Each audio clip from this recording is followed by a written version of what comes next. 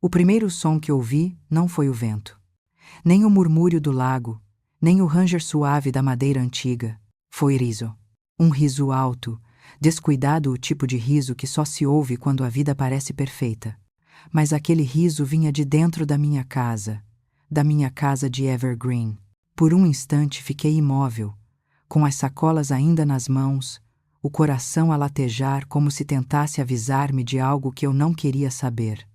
A música vinha alta, o baixo vibrava através da porta de madeira. Alguém havia aumentado o volume até os copos na prateleira tremerem. Apertei o punho em volta da maçaneta e por uma fração de segundo pensei: talvez eu esteja enganada, talvez alguém tenha vindo por engano. Mas quando olhei pela janela, a ilusão desfez-se. Rostos que eu não conhecia dançavam debaixo das minhas luzes. Garrafas abertas sobre o meu balcão. Toalhas jogadas nas cadeiras que eu mesma havia escolhido. E bem no centro, com um copo de vinho rosé na mão e um sorriso triunfante, estava ela, Vanessa, a mulher do meu irmão. Vestia a minha camisa de linho branca, caída num ombro nu, como se me quisesse lembrar que até as minhas roupas agora lhe pertenciam. Quando os nossos olhos se cruzaram, vi o instante exato em que o seu sorriso se torceu. Por que é que esta parasita está aqui? Disse, alto o suficiente para que todos ouvissem. A palavra cortou-me como vidro. Parasita. Curioso, pensei, vindo de alguém que viveu dos meus cheques, dos meus empréstimos, da minha paciência. Poderia ter gritado, poderia ter exigido explicações. Mas algo dentro de mim partiu-se em silêncio, um estalo pequeno, mas irreversível. Soltei as sacolas no chão e apenas disse: "Está bem." A música parou. Os olhares voltaram-se para mim, esperando a explosão, mas ela não veio. Senti o frio atravessar a roupa, os dedos a tremer não de raiva, mas de lucidez. Naquele instante, percebi. Não era apenas a minha casa que tinham invadido. Era tudo.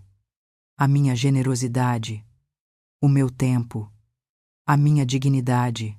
Caminhei até ao balcão, peguei as chaves e, antes de sair, olhei para Vanessa uma última vez. Ela ainda sorria, convencida de que tinha vencido. Mas eu sabia algo dentro de mim estava a acordar. Quando fechei a porta atrás de mim, o som do riso misturou-se ao vento gelado. E, pela primeira vez em muito tempo, não me senti fraca. Senti-me livre. Mesmo que essa liberdade tivesse um gosto amargo, como vinho velho esquecido na boca. Enquanto o carro descia a estrada coberta de pinheiros, uma pergunta ecoava dentro de mim. Como é que cheguei a este ponto? Como é que deixei que me tornassem invisível dentro da minha própria vida? E é aí que começa a verdadeira história. A história de como uma mulher se transforma quando o amor e a lealdade deixam de ser retorno e passam a ser prisão. Durante muito tempo, achei que invisibilidade fosse uma virtude. Ser discreta, ser calma, ser útil. Era assim que os meus pais me elogiavam quando eu era criança. Ana nunca dá trabalho. Na altura, achei que isso era amor. Hoje sei que era conveniência. Liam, o meu irmão, era o sol. Tudo girava à volta dele, o riso, a preocupação, as conversas à mesa. Quando ele errava, diziam: "É jovem, vai aprender." Quando eu acertava, diziam: "É o mínimo que se espera de ti." Resonformity é assim sresti eficiente, previsível, transparente. Os anos passaram e nada mudou. Tornei-me dentista. Comprei o meu próprio apartamento, depois a casa do lago. Mas cada conquista minha parecia um lembrete para eles de que eu não tinha filhos, não tinha um marido, não sabia o que era sacrifício verdadeiro. Como se sucesso sem drama fosse pecado. Quando Liam conheceu Vanessa, tudo se intensificou. Ela entrou na família como uma atriz que sabia o papel de cor. Beijava a mãe na face, ria das piadas do pai e falava de futuro com um brilho ensaiado. Em poucos meses, eu deixei de ser filha. Passei a ser o caixa eletrônico. Recordo o primeiro pedido. "Ele está sem trabalho, Ana. Ajuda-o com o aluguel." Depois o carro. Depois, a festa. Depois, até as compras do supermercado. Cada transferência vinha acompanhada de um "só desta vez." mas a frase repetia-se tanto que virou banda sonora da minha vida. E quando eu ousava hesitar, bastava um suspiro da minha mãe. Tu sempre foste a forte, querida. Ele é sensível. Sensível. Essa palavra virou o escudo do meu irmão. Tudo o que ele não queria enfrentar, escondia atrás dela. E eu, como sempre, engolia em seco e dizia sim.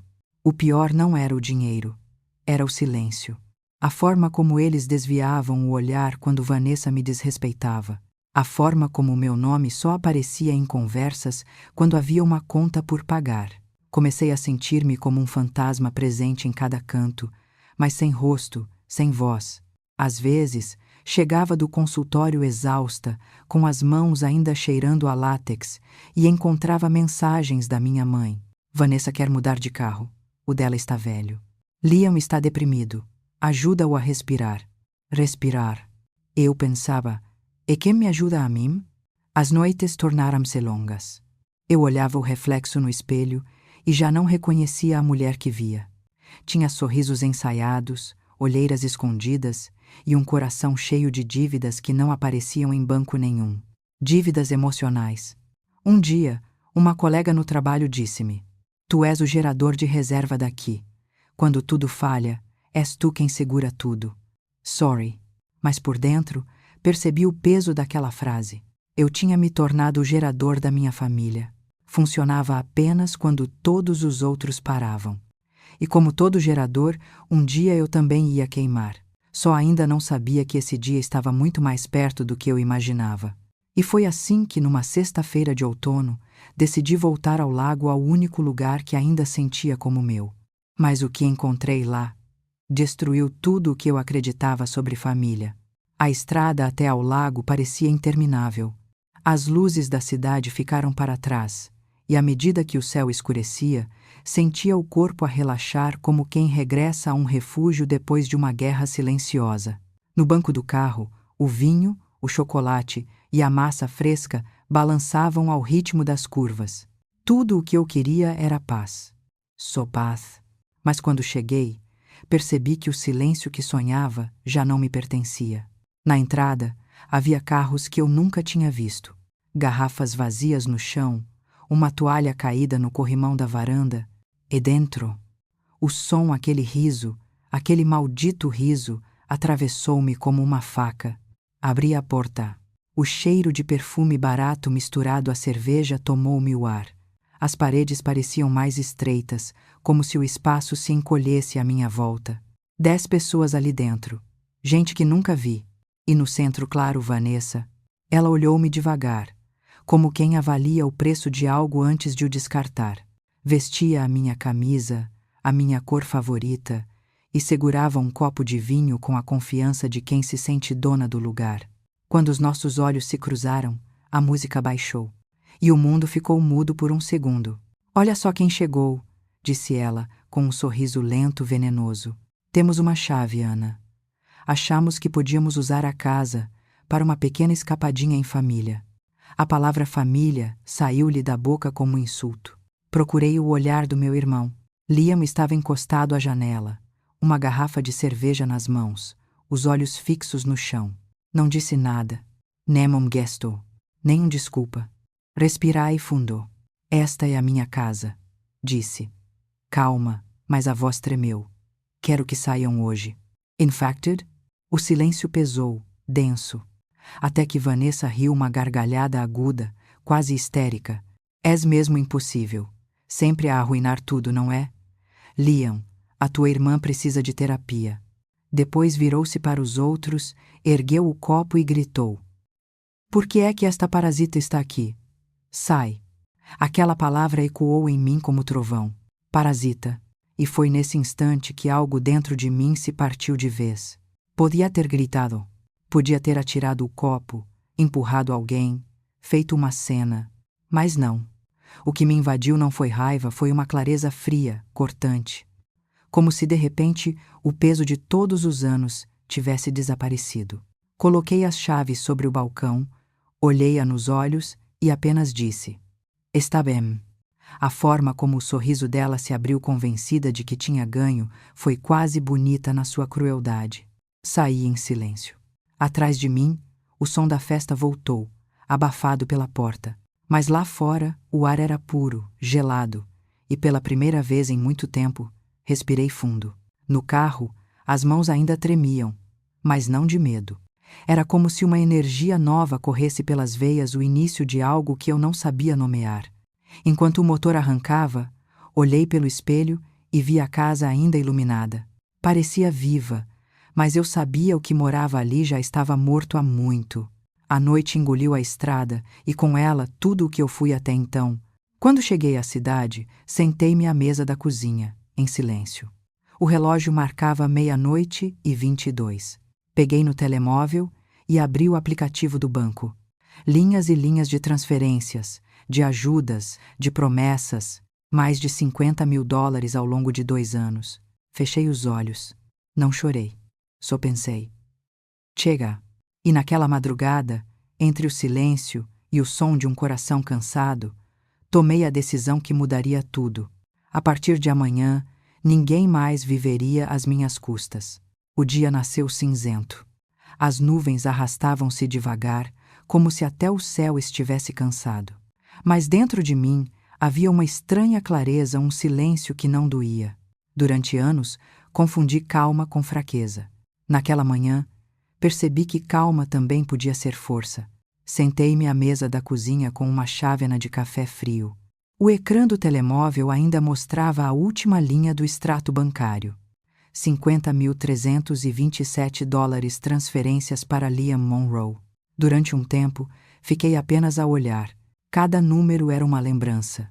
Um pedido, uma lágrima, uma chantagem emocional mascarada de "precisamos de ti". E então respirei fundo e comecei. Passo 1. Cancelar o pagamento do aluguel. Passo 2. Encerrar o débito automático do carro de Vanessa. Passo 3. Remover o nome de Liam da conta de emergência. O som das teclas parecia batimentos cardíacos rápidos, determinados. Cada clique era um fio a romper-se, uma respiração a voltar. Quando o último processo terminou, sentei-me em silêncio e percebi algo curioso. A casa parecia mais leve. Até o ar parecia novo. O telefone tocou. O nome dele piscava no ecrã. Deixa tocar. Na terceira chamada, atendi. Ana, o que é isto? O aluguel não passou. O que fizeste? Desliguei. Silêncio. Do outro lado, ouvi o som do seu fôlego rápido, o choque a transformar-se em raiva. Tu não podes fazer isso. Somos família. Não. Eu era a tua conta poupança. A partir de hoje, acabou. A chamada terminou num estalo. Segundos depois, o nome de Vanessa surgiu. 5 chamadas.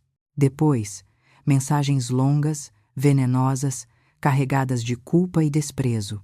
Egoísta, ingrata. Pensas que és melhor do que nós? Rolei o ecrã até ao fim e li a última frase. Família não abandona família. Sorry. Respondi apenas. Tu abandonaste quando me mandaste sair da minha própria casa. E bloqueei o número. Naquele instante, algo dentro de mim respirou pela primeira vez em anos. O silêncio que se seguiu não foi vazio, foi libertador. Senti o peito abrir, as mãos aquecerem, como se cada parte do meu corpo entendesse. Acabou. Nos dias seguintes, vieram as tempestades. Mensagens da minha mãe, a voz trêmula. Filha, o teu irmão está desesperado. Não pode simplesmente virar as costas. E eu, calma, respondia. Posso. E devia ter feito há muito tempo. Divindidak. A culpa tentava infiltrar-se, mas eu já não a deixava entrar. Descobri que a culpa é o preço que os outros te cobram quando deixas de ser útil. Nessa mesma semana, fui ao lago. O ar estava frio, a água quieta, quase espelhada. Contratei um serralheiro e vi-o mudar cada fechadura que outrora simbolizava confiança. Quando ele me entregou as novas chaves, fiquei um momento a olhar para elas. Pequenas, frias, mas mais leves do que qualquer coisa que já segurei. Deitei as chaves antigas no lago.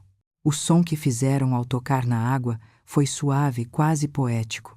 Um fim discreto para uma prisão longa demais. Naquele dia, Percebi que às vezes o amor tem de ser amputado para que a alma possa sarar. E quando cortei o último laço, o que restou não foi solidão. Foi espaço. Espaço para recomeçar. Mas a liberdade tem um preço. E o preço da minha veio quando o castelo deles começou a ruir. I Bodu in Nok. Durante anos, a casa dos meus pais foi o castelo onde Liam e Vanessa reinavam. Eu era o muro invisível que sustentava tudo, o alicerce silencioso, o pilar sem nome. Mas quando cortei o fio que os alimentava, o castelo começou a ruir. E pela primeira vez, eu não estava lá para impedir. Soube da notícia através da minha mãe. A voz dela, do outro lado da linha, era quase um sussurro. Filha, o senhorio expulsou-os. Estão sem casa. Fiquei em silêncio. Senti uma pontada não de culpa, mas de estranheza. Porque aquilo que antes me partiria, agora apenas me deixava em paz. Podem ficar conosco, ela disse, apressada, como se esperasse a minha aprovação. E só a te encontrarem algo. Eu respondi calmamente. Claro, mãe.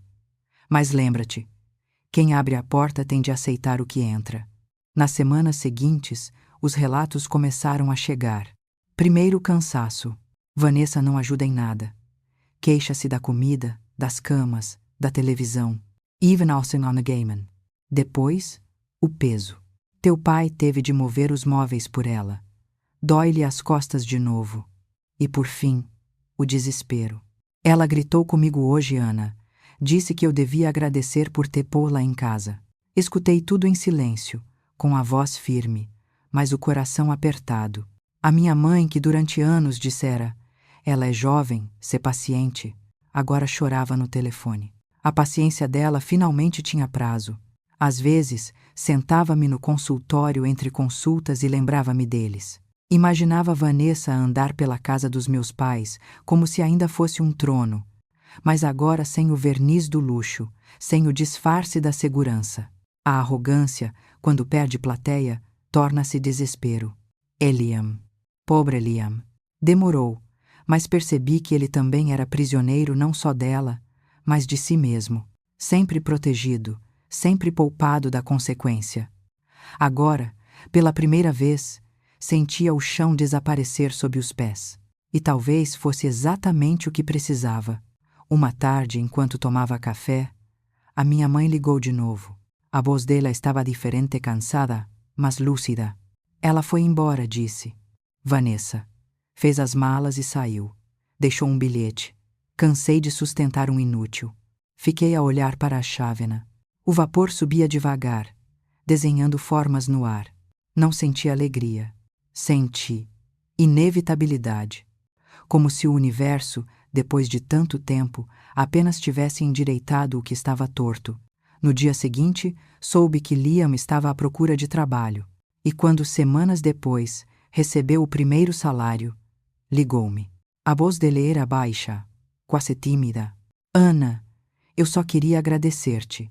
Se não tivesses parado de ajudar, eu nunca teria aprendido a andar. As palavras ficaram presas na minha garganta. Por um segundo, voltei a ver o miúdo de 8 anos que me seguia por toda parte, antes do favoritismo, antes das culpas, antes das dívidas. Fico feliz por ti, Liam, disse, e quis dizer cada sílaba. Do outro lado da linha, ele chorou. E, pela primeira vez, não era choro de manipulação, era de arrependimento. Às vezes, o castelo precisa cair para que os que viviam dele aprendam a construir com as próprias mãos. E quando as paredes finalmente desabam, o que resta? É verdade. Mas o fim de um castelo não é o fim da história. É o início daquilo que sempre procurei. Paz. A paz que vem depois do ruído. I was mid. A primavera chegou devagar. O lago começou a descongelar, como se respirasse de novo. O som do vento entre as árvores já não soava como lamento. Soava como alívio. Foram meses de silêncio. Um silêncio diferente daquele que me sufocava no passado. Este era vivo. Cheio. Era o tipo de silêncio que se instala quando finalmente deixas de lutar contra tudo. Liam encontrou um novo emprego. Começou a ligar-me aos domingos, sem pedir nada, apenas para saber como eu estava.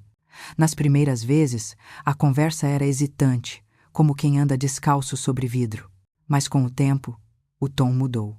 Tornou-se leve, sincero. Pela primeira vez, o meu irmão falava comigo sem culpa nem dívida.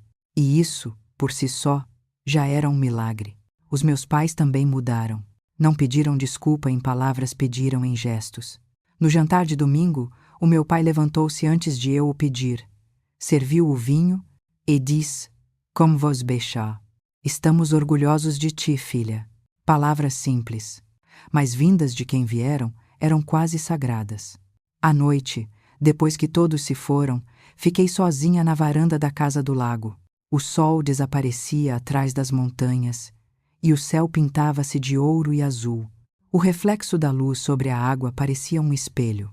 E, pela primeira vez, o que vi no espelho não era cansaço, era paz. Peguei nas novas chaves, aquelas que o serralheiro me dera meses antes, e deixei-as sobre a mesa, não como símbolo de defesa, mas de liberdade. Já não precisava trancar nada. Quem eu era antes morreu com o ruído. Quem restava agora sabia que paz não é ausência de som, é a presença de si mesma. Caminhei até ao cais com um copo de vinho na mão. A superfície do lago era lisa, perfeita.